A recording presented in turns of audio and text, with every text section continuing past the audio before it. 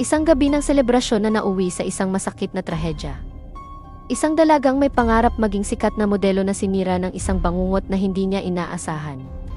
Ilang hakbang na lang sana siya papunta sa kanyang tahanan, ngunit may isang taong nakasilip sa dilim, may bitbit na puot, at mga lihim na tuluyang magbubunyag sa lahat ng kanyang kasamaan.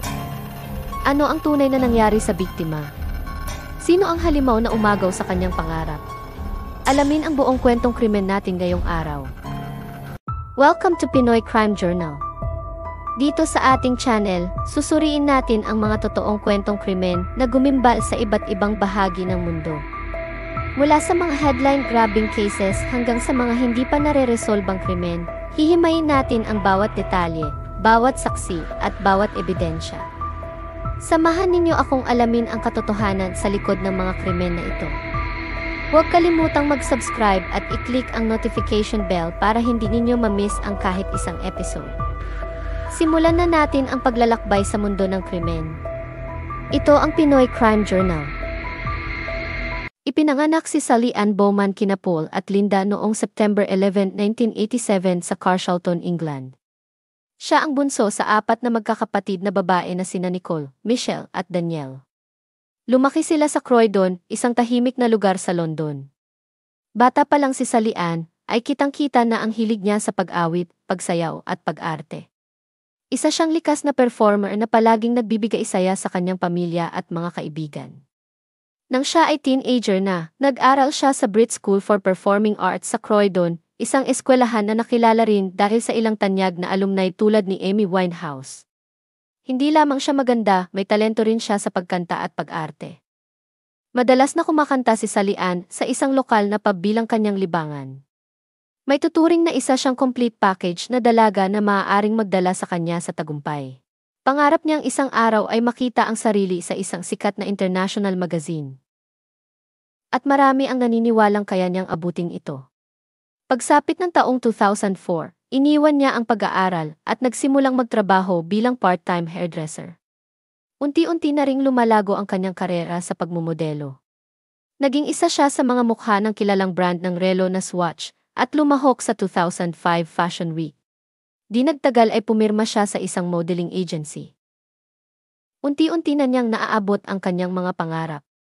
Noong gabi ng September 24, 2005, matapos ang isang abalang araw sa salon, nagpapahinga na si Sally Ann sa bahay ng kanyang ina. Kakarating lang niya galing trabaho at dahil kamakailan lamang siyang nagdiwang ng kanyang ika-18 taon na kaarawan, nasa mood pa rin siya para ipagdiwang ito. Nag-aayos na siya para sa isang girls' night out kasama ang kanyang mga kaibigan sa Croydon. Bandang alas 6:05 ng gabi, dumating ang kanyang kapatid para sunduin siya. Habang palabas ng apartment ng kanyang ina, kumaway siya rito at nagpasalamat sa pagpapatuloy sa kanya, sabay sabing mahal niya ito bilang pamamaalam. Samantala, ang kanyang kasintahang si Louis Proston ay lumabas din ng gabing iyon. Nasa 30 minutong biyahe ang kinaroroonan nito mula sa Croydon at nagkakasayahan kasama ang kanyang mga kaibigan. Ang relasyon ni Sally Ann at Louis ay hindi gaanong matatag. Madalas silang magkatampuhan at may issue sa tiwala sa isa't isa. Naniniwala si Sally Ann na may ibang kasama si Louis na babae, habang si Louis naman ay sigurado ring makikipag-usap si Sally Ann sa iba. Habang nasa magkaibang lugar sila, hindi rin natapos ang kanilang ugnayan. Magdamag silang nagte-text, tumatawag, at nagtatalo sa kanilang cellphone. Ang kanilang relasyon ay isang tipikal na kwento ng teenage romance na masaya na magulo at puno ng tampuhan at selos. Bandang alas 10 ng gabi, dumating si Sally Ann sa Lloyd's Bar, kung saan sinalubong siya ng kanyang kapatid na si Nicole at mga kaibigan nito. Buong gabi silang nagkasayahan, umiinom at sumasayaw, tulad ng tipikal na night out ng kabataan. Pagsapit ng 1:00 ng madaling araw, nagpunta si Sally Ann sa bahay ng isang kaibigan. Pero bandang 2:30, nagpasya siyang kontakin ang nobyo. Pinadalhan niya ito ng text message at hiniling na sunduin siya sa Croydon Town Center upang makauwi sa kanyang apartment. Naiirita man sa ginawa ng nobya ay sinundo pa rin niya ito. Habang nasa biyahe, nauwi sila sa pagtatalo. Umabot ng halos 2 oras ang kanilang pagbabangayan habang nakaparada sa labas ng apartment ni Sally Ann. Sa huli, nawala ng pasensya si Louis at iniwan si Sally Ann sa labas mismo ng kanyang apartment. Nakita niyang papalapit na si Sally Ann sa bahay nito kaya't inakala niyang ligtas na ito.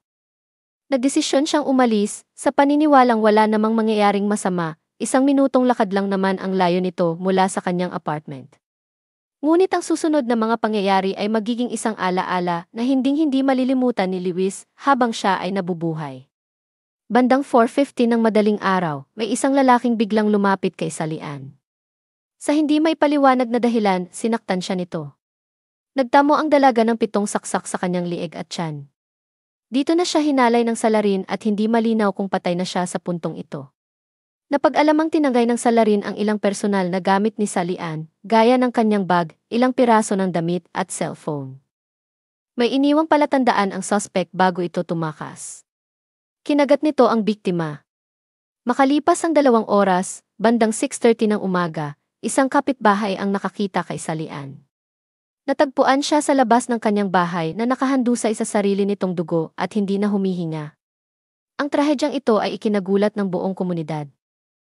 Nagsimula agad ng investigasyon ang mga pulis matapos ang insidente.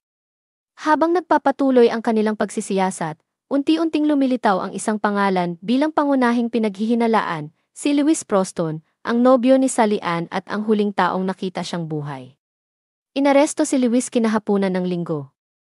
Sa kanyang panayam, tila kinumpirma pa niya ang pagdududa sa kanya nang bigla niyang sinabi kung tungkol ba ang kanyang pag-aresto sa nangyari ng nakaraang gabi. Dahil dito, naniwala ang mga pulis na nahuli na nila ang tamang tao.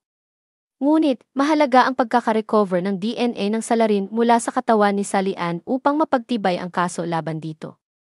Kinailangan na lamang ng pulisya na i-match ito sa DNA ni Lewis.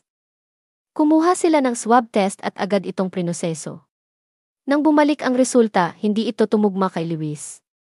Dahil dito, pinakawalan ang lalaki na napatunayang walang kinalaman sa krimen. Lumabas sa investigasyon na maaaring ang tunay na salarin ay sangkot sa isa pang pag-atake na nangyari sa Sanderstead Road, humigit kumulang 37 metro lamang mula sa lugar ng krimen. Bandang 3:30 ng madaling araw noong Linggo, isang babae ang inihinto ang kanyang sasakyan para gamitin ang kanyang cellphone. Dahil walang signal, bumaba siya ng sasakyan. Nang lapitan siya ng isang lalaki, napansin niyang may dala itong patalim. Akala niya ay pagnanakaw ang motibo nito, kaya ibinigay niya ang kanyang bag dito. Ngunit imbes na kunin ito, hinampas siya ng lalaki ng isang blunt instrument. Mabuti na lamang at may dumaan na taxi, dahilan upang tumakbo ang lalaki. Nang mabigyan siya ng paunang lunas, doon niya napagtantong may iniwang marka ng kagat ang lalaki. Dahil dito, nakabuo ang pulisya ng unang e-fit ng salarin. Ang e-fit ay maikling tawag para sa Electronic Facial Identification Technique, isang computer-generated na sketch ng mukha ng isang tao batay sa paglalarawan ng saksi. Ginagamit ito ng pulisya upang matukoy o makilala ang mga pinaghihinalaan sa isang investigasyon. Ngunit hindi ito agad nakatulong sa pagresolba ng kaso ni Sally-Ann. Unti-unti namang umusad ang kaso nang i-cross-reference ng pulisya ang nakuhang DNA ng salarin. Nadiskubre nilang ito ay tumutugma sa isang insidente noong 2001. Sa kasong ito, isang dalaga ang ginambala habang tumatawag sa isang telephone booth. Isang lalaki ang lumapit at nagpakita ng hindi angkop na kilos at pilit na sinusubukang pumasok sa booth. Hindi siya nahuli noon, ngunit malinaw na nakita ng biktima ang kanyang mukha. Pagkalipas ng 4 na taon nang mangyari ang insidente, at 6 naman na buwan matapos ang pagpaslang kay Sally-Ann, inilabas ng pulisya sa media ang e-fit ng salarin at ipinaliwanag na magkaugnay ang dalawang kaso. Naniniwala rin ang mga investigador na posibleng konektado rin ang salarin sa 6 pang kaso ng pangmumolestya sa lugar. Gayunpaman, kahit pa may 3 ulit ng panawagan sa Crime Watch, 2 e-fit sketches, 40,000 British pound reward money. Pati na ang pagkakaroon ng DNA at fingerprint ng salarin, wala pa ring malinaw na lead ang pulisya. Dahil dito, gumawa sila ng mas malawak na hakbang.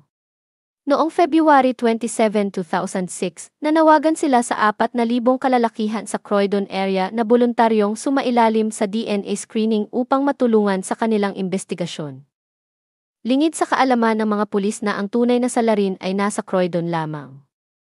Nang tanungin ang salarin ng isa sa kanyang mga kaibigan kung sasali siya sa DNA test, bigla siyang naging agresibo at tinanong kung pinaghihinalaan ba siyang maisala.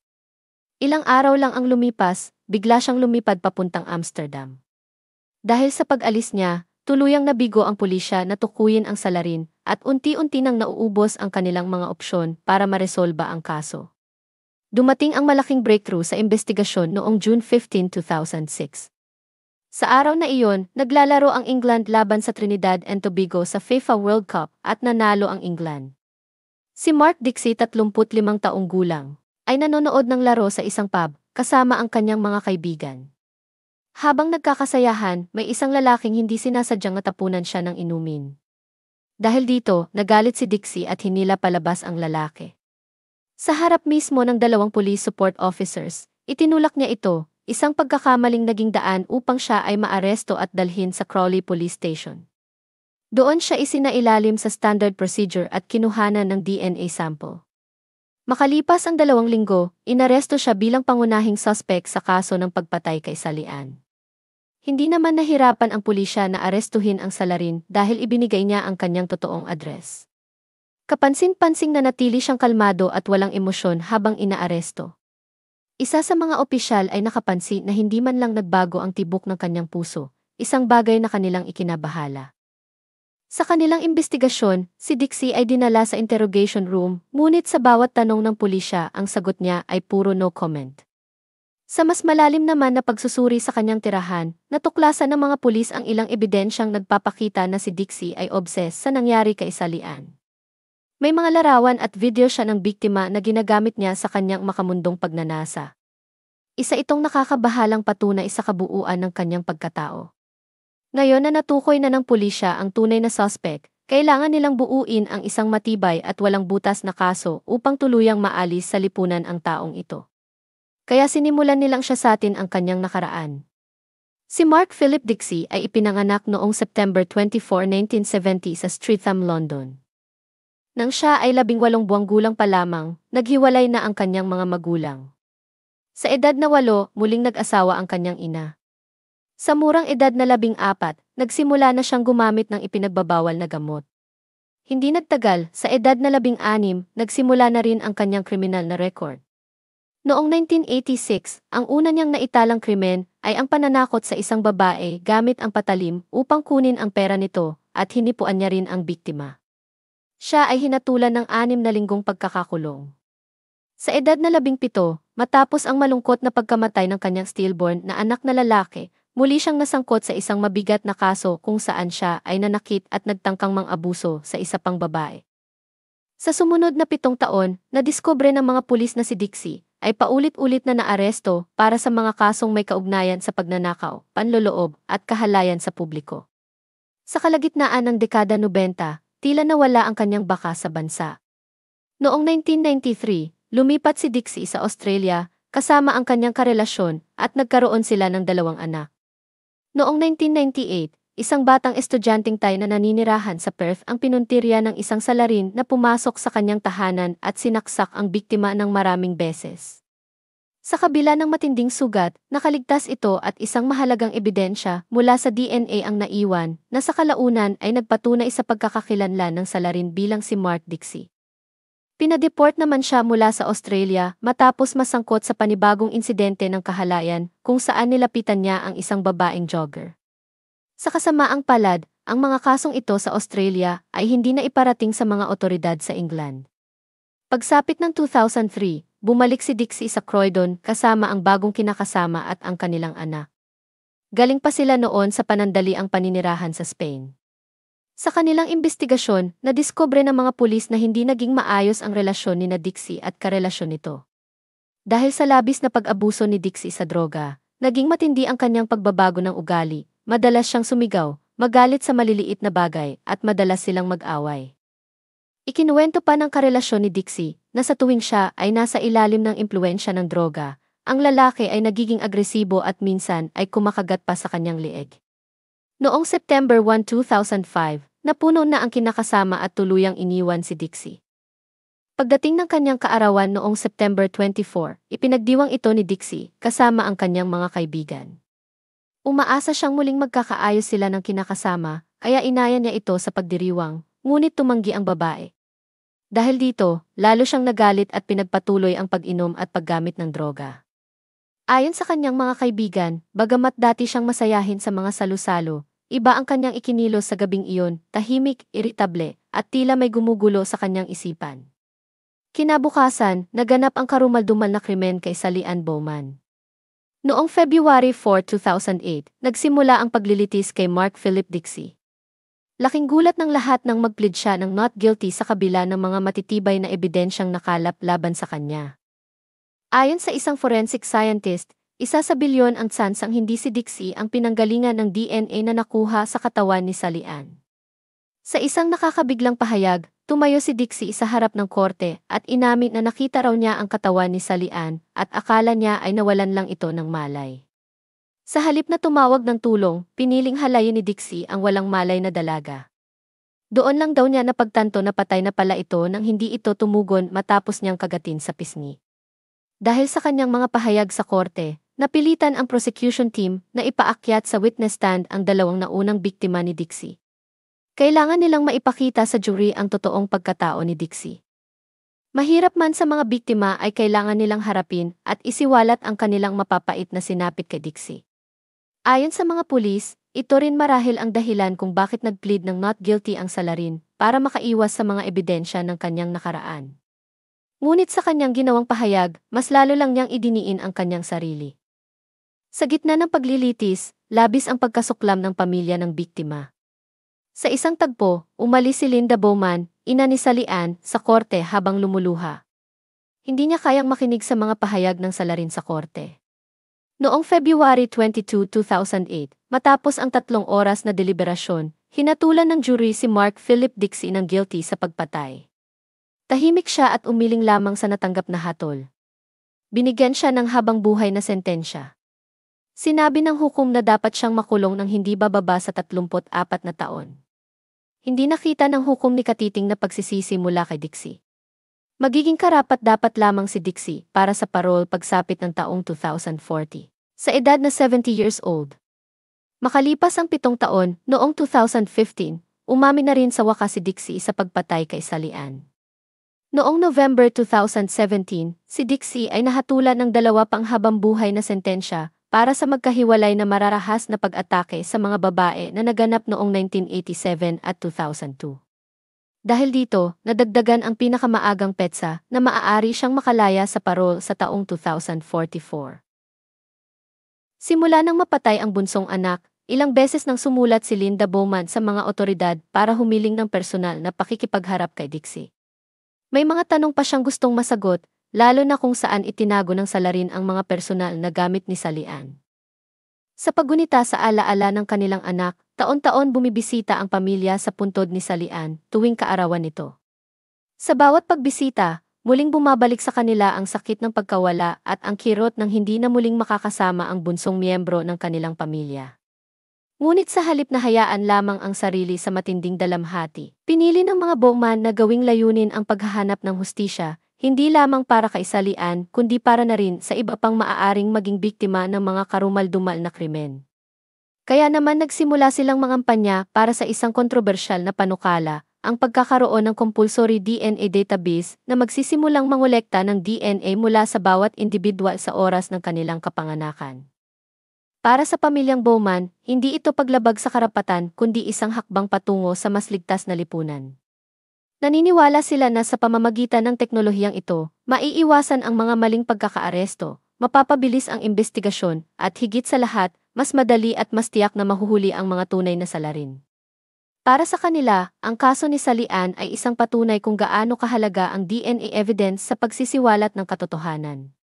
Kung hindi lamang naaresto si Dixie sa isang simpleng kaguluhan sa bar, malaki ang posibilidad na hindi siya kailanman mahuhuli at patuloy na magiging banta sa lipunan.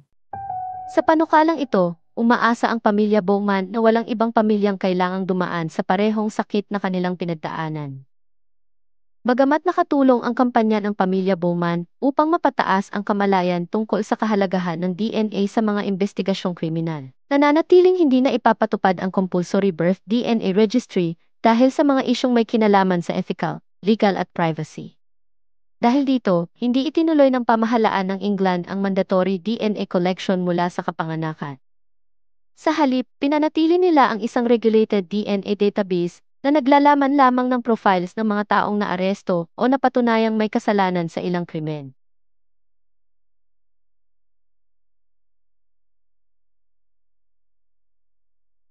Maraming salamat sa inyong panonood dito sa Pinoy Crime Journal. Kung nagustuhan ninyo ang episode na ito, huwag kalimutang magbigay ng komento at i-share sa inyong mga kaibigan. Tandaan, mag-ingat at manatiling mapagmatsyag.